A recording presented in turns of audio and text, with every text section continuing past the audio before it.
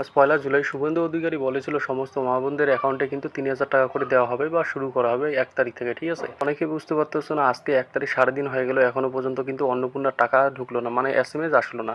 তো কেন অ্যাকাউন্টে আসলো না সেটা আমি তোমাদেরকে বলি। আর অনেক কিন্তু রিজেক্ট হয়ে গেছে, ঠিক আছে? সেই রিজেক্টগুলো কী কী হয়েছে আমি তোমাদের সেটাও বলে দিই। শুভেন্দু অধিকারী বলেছিল, এই যে তার ভিডিও, তোমরা দেখে নাও।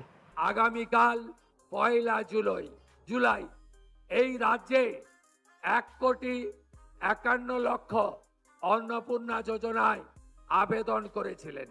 আমরা স্কুটিনি করে প্রায় ১,২০,০০,০০০-এর বেশি দিদি আর বোনের নামকে আমরা নথিভুক্ত করতে পেরেছি। এদেরকে আগামীকাল যেমনটা তোমরা দেখলে শুভেন্দু অধিকারী ভাষণে ১.৫ কোটিরও অধিক কিন্তু ফর্ম ফিল আপ হয়ে গেছে অন্নপূর্ণা ভাণ্ডারের জন্য, ঠিক আছে?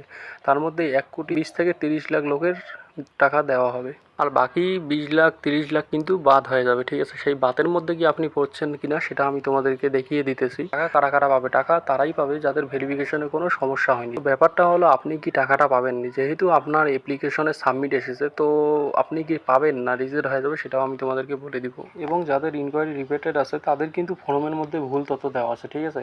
তো তাদের ফর্ম কিন্তু বাতিল হয়ে গেছে, তাদেরকে নতুন করে আপডেট করে সাবমিট করতে হবে। ফর্মটা নতুন করে আপডেট করে সাবমিট করতে হবে, তাহলে কিন্তু হবে। তাছাড়া কিন্তু হবে না, সেটা কিন্তু ক্যান্সেল হয়ে যাবে, ঠিক আছে? তারপর আপনাদের ভেরিফিকেশন হবে, তারপর তোমরা ৩,০০০ টাকা যা আছে সেটা পারবে। তো যাদের যাদের এখানে অ্যাপ্লিকেশন স্ট্যাটাসে অ্যাকসেপ্টেড লেখা দেখাচ্ছে তাদের কিন্তু কোনো চিন্তা করতে হবে না, এটা ভেরিফিকেশন হওয়ার পর কিন্তু অ্যাকসেপ্টেড চলে এসছে, কারণ তোমাদের ফর্মটা একদম ঠিক আছে। বা কারো কারো ইনকোয়ারি প্রসেস মানে ভেরিফিকেশন প্রসেস এটাকে বলে, তো এটা যাদের যাদের আসছিলো তাদেরই কিন্তু কনফার্ম হয়ে গেছে, ঠিক আছে? যে তারাও টাকা পাবে। অর্থাৎ আজ থেকে কিন্তু তোমরা টাকা পেয়ে যাবে, একটু পরে হয়তো ঢুকবে কিন্তু তোমরা কিন্তু টাকা পেয়ে যাবে যাদের যাদের এই সব কিছু দেখাচ্ছে। অন্নপূর্ণার যে বেনিফিট, সেই বেনিফিটটা কিন্তু তোমরা আজ থেকে পাবে, অর্থাৎ ৩,০০০ টাকা করে কিন্তু আজ থেকে তোমরা পেয়ে যাবে, ঠিক আছে? এখন কথা হচ্ছে কাদেরকে দেওয়া হবে না এই টাকা। যাদের অ্যাকাউন্টে দেখাচ্ছে রেভাইটেড তাদের কিন্তু টাকা দেওয়া হবে না। তাহলে সাবমিট যেগুলোকে দেখাইছিল সেগুলো কী হবে? ক্ষেত্রে অনেকগুলো কিন্তু সাবমিট দেখাইছিল, ঠিক আছে?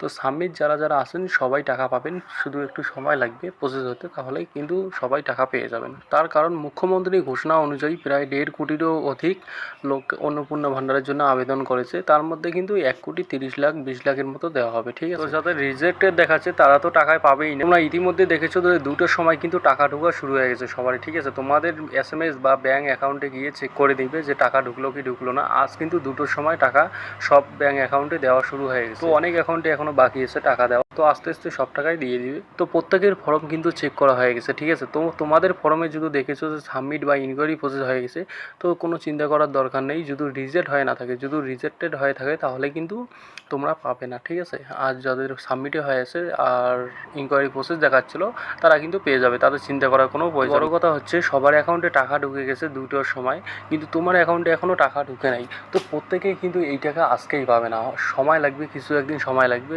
একদিনে কিন্তু এত লোকের টাকা দেওয়া সম্ভব নয়, ঠিক আছে? ১,৩২,০০,০০০ বা ৩০ লাখ ২০ লাখ লোকের টাকা দেওয়া একদিনে সম্ভব। পেমেন্টের বহু রকম সমস্যা হতে পারে, আর কোনো স্কিমে আমরা দেখি নাই যে একদিনে এত টাকা পেমেন্ট হয়েছে, ঠিক আছে? তাই তোমরা এই চিন্তাধারা ছেড়ে দাও যে আজকেই টাকা পাবে, আজকে না পেলে ১-২ দিনের মধ্যে কিন্তু টাকা পেয়ে যাবে।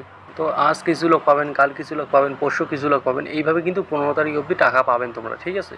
এছাড়া যাদের রিভার্টে দেখাচ্ছে তাদের কিন্তু এখন টাকা ঢুকবে না, তারা অবশ্যই তোমাদের ব্লক অফিসে বিডিও অফিসে গিয়ে তোমরা যোগাযোগ করবে যে কী কারণে টাকা ঢুকলো না। তারা তোমার কাছে ডকুমেন্টস নিয়ে কিন্তু সেটা ঠিক করে দিবে, ঠিক আছে? আর যদি পাওয়ার যোগ্য না হও তাহলে কিন্তু পাবে। আপনার ফর্মে যদি কিছু ভুল হয়ে থাকে সেই ভুল সংশোধন করে কিন্তু তারা পুনরায় সাবমিট করবে, ঠিক আছে?